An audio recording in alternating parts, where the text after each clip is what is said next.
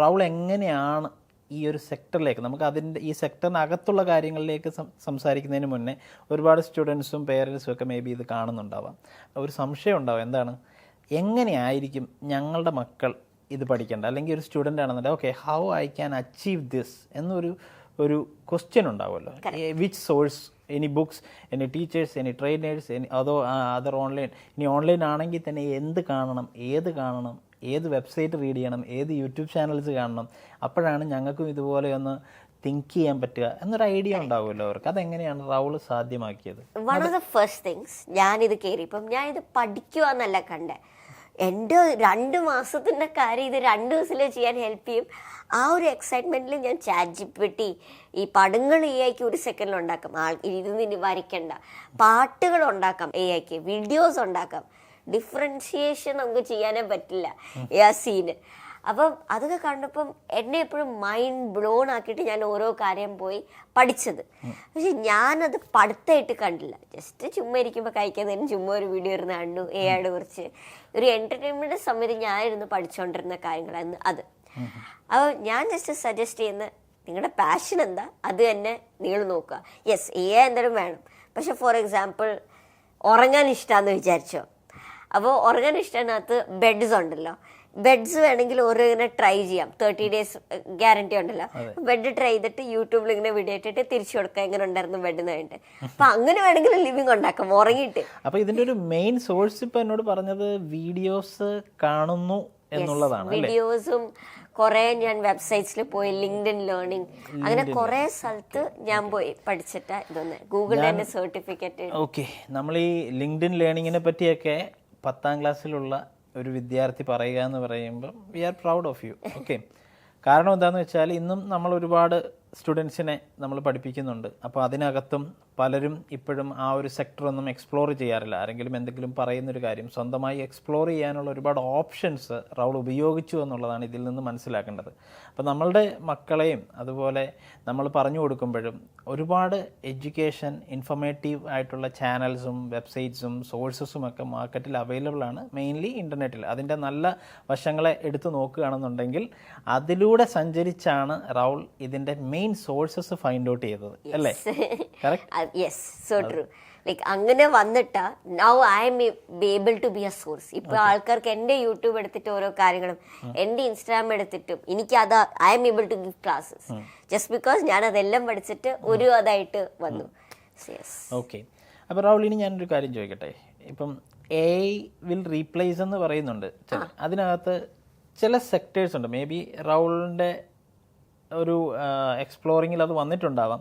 അതായത് ഈ അടുത്ത് തന്നെ ഒരു robots is going to change the head എന്ന് പറയുന്ന ഒരു ഇത് കണ്ടിരുന്നു. ഒരു ഇനി ഭാവിയിൽ ചൈനയോ ജപ്പാനോ എവിടെയാണല്ലോ, അപ്പോൾ ഇങ്ങനെ തല മാറ്റി വെക്കാം എന്ന് പറയുന്നുണ്ടല്ലോ. അങ്ങനെ ഒരു സിസ്റ്റം AI സാധ്യമാകാൻ പോകുന്നു എന്ന് പറയുന്നു. മേ ബി നടക്കാം. അപ്പോൾ ഇങ്ങനെയുള്ള സിസ്റ്റംസ് ഒക്കെ ചെയ്യുന്ന സമയത്ത് ഈ AI സിസ്റ്റത്തിന് തെറ്റ് പറ്റാമോ? Yes, surely. AIക്ക് എപ്പോഴും ഇപ്പൊ തന്നെ ChatGPT ഉപയോഗിക്കുമ്പോൾ കോൺഫിഡന്റ് ആയിട്ട് അത് പറയും, prime minister of India is Pinarayi Vijayan വരെ പറയാൻ പറ്റും. അത്രയും ഹെലൂസിനേഷൻസ് അതിന് എന്തെങ്കിലും ചെയ്യാൻ പറ്റും.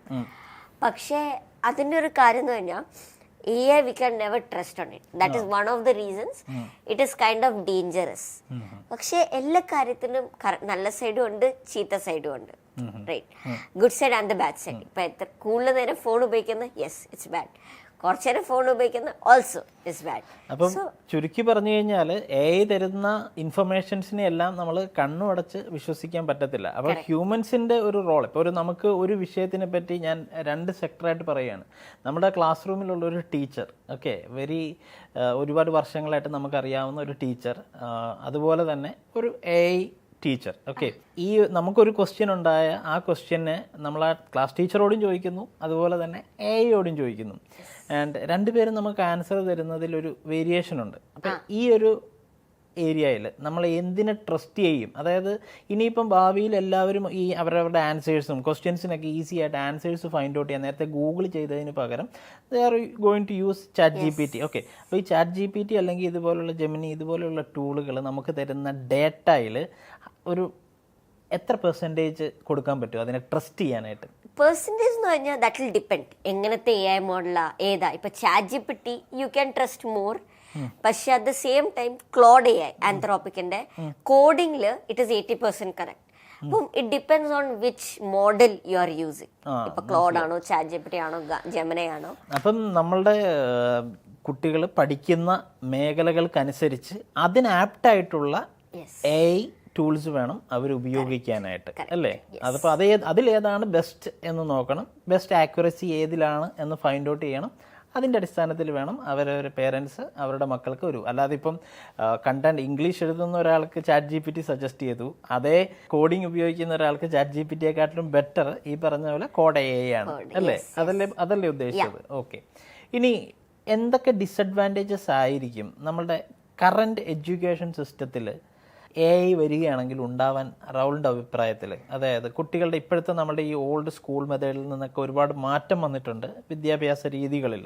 അപ്പോൾ ഇത് ഏതെങ്കിലും രീതിയിൽ AI മറ്റുള്ള അതായത് പഠിക്കുന്ന കുട്ടികളെ വേറൊരു രീതിയിൽ സ്വാധീനിക്കാനുള്ള ചാൻസ് ഉണ്ടോ? പേരൻസിന് എപ്പോഴും ഒരു ഫിയർ ഉള്ളൊരു കാര്യമാണ്. അതായത് എൻ്റെ മക്കൾ എപ്പോഴും ഫോണിലും ഇതിലുമൊക്കെ തന്നെ ആയി കഴിഞ്ഞു കഴിഞ്ഞാൽ അവർ സ്കൂളിൽ ബുക്സ് എടുത്ത് പഠിക്കുന്നില്ലല്ലോ, വായിക്കുന്നില്ലല്ലോ, ഇങ്ങനെയുള്ള. അപ്പോൾ കുറേ പേരൊക്കെ ഇതിൽ നിന്ന് തിരിച്ച് ഹോം സ്കൂളിങ്ങും സെൽഫ് ലേണിങ്ങിനും ഒക്കെ കേപ്പബിൾ ആക്കി ഇപ്പോൾ കൊണ്ടുപോകുന്നുണ്ടെങ്കിലും നമ്മുടെ നാട്ടിൽ ഒരുപാട് പേര് ഇപ്പോഴും ആ ഒരു ഓൾഡ് സ്കൂൾ മെത്തേഡിൽ തന്നെ ഡിപ്പെൻഡ് ചെയ്ത് നിൽക്കുന്നുണ്ട്. ഓക്കെ. അപ്പോൾ അങ്ങനെ ഒരു സിസ്റ്റത്തിൽ AI-യുടെ ഒരു ഇൻവോൾവ്മെന്റ് വരികയാണെങ്കിൽ ഏതെങ്കിലും രീതിയിൽ ഒരു ഡിസഡ്വാൻറ്റേജ് അവരുടെ മക്കളുടെ ഭാവിയിൽ ഉണ്ടാവാൻ ചാൻസ് ഉണ്ടോ? Yes, for sure. ചാൻസ് എന്ന് പറഞ്ഞാൽ ഞാൻ പറഞ്ഞുതരാം. ഇപ്പം കുറേ നല്ല കാര്യങ്ങളുണ്ട്. പക്ഷെ ഇപ്പം നേരെ സ്റ്റുഡൻസിനെ പഠിപ്പിക്കുക, ഇങ്ങനെ മെയിൽ ഉണ്ടാക്കാൻ പറ്റും. ഒരാൾക്ക് മെയിൽ അയക്കണമെങ്കിൽ ജസ്റ്റ് ചോദിച്ചാൽ മതി, ചെയ്യാൻ പറ്റും. അപ്പോൾ in the future ChatGPT work ചെയ്തില്ലെങ്കിൽ ഒരാൾക്ക് മെയിൽ എഴുതണമെങ്കിൽ തന്നെ ഇട്ട് പറ്റില്ല. സോ ഞാൻ സജസ്റ്റ് ചെയ്യുന്നത് കുഞ്ഞിലെ തന്നെ എങ്ങനെ മെയിൽ എഴുതുന്നതെന്ന് പഠിപ്പിക്കുക. അത് കഴിഞ്ഞിട്ട് അടുത്തതിനകത്ത് എങ്ങനെ ലെറ്റർ AI വെച്ച് ഉണ്ടാക്കാൻ പറ്റുമെന്നും പഠിപ്പിക്കുക. സോ ആദ്യം തന്നെ പിന്നെ പറയാം, ഇത് പക്ഷെ പെട്ടെന്ന് ചെയ്യാനൊരു വഴിയുണ്ട്, ഇങ്ങനെ ഉണ്ടാക്കാം. സോ അങ്ങനെ ഓരോ കാര്യം വെച്ച് യെസ് AI എന്തെങ്കിലും വേണം, പക്ഷെ don't make them dependent on that. Okay. അപ്പോൾ AI ഇവിടെ ഇതിൽ നിന്ന് നമുക്ക് മനസ്സിലാക്കാൻ പറ്റുന്നത് AI ഹെൽപ്പ് ചെയ്യാൻ പോവുകയാണ്, നമ്മളുടെ വർക്ക് കുറച്ചുകൂടെ ഫാസ്റ്റ് ആക്കാൻ പോവുകയാണ്, അല്ലേ? അല്ലാതെ ആ വർക്ക് കംപ്ലീറ്റ്ലി AI ഏൽപ്പിക്കാതിരിക്കുക എന്നുള്ളതാണ് നമ്മൾ ചെയ്യേണ്ടത്, അല്ലേ? അപ്പോൾ ഒരു സ്റ്റുഡൻറ്റ് സ്വന്തമായി ഒരു ആർട്ടിക്കിൾ എഴുതാനായിട്ട് പറഞ്ഞാൽ ഫസ്റ്റ് ഡെഫിനറ്റ്ലി അവനത് തനിയെ എഴുതാൻ അറിഞ്ഞിരിക്കണം, അല്ലേ? അത് കഴിഞ്ഞതിന് ശേഷം അവൻ ഒരു 10 ആർട്ടിക്കിൾ അറ്റ് എ ടൈം എഴുതാനുണ്ടെന്നുണ്ടെങ്കിൽ അയാൾക്ക് വേണമെങ്കിൽ ChatGPT പോലൊരു പ്ലാറ്റ്ഫോമിനെ because in the future AI എന്തായാലും ഉപയോഗിക്കണം. എല്ലാവരും ഉപയോഗിക്കുമ്പോൾ തന്നെ ഉപയോഗിക്കാതിരിക്കാൻ പറ്റില്ല.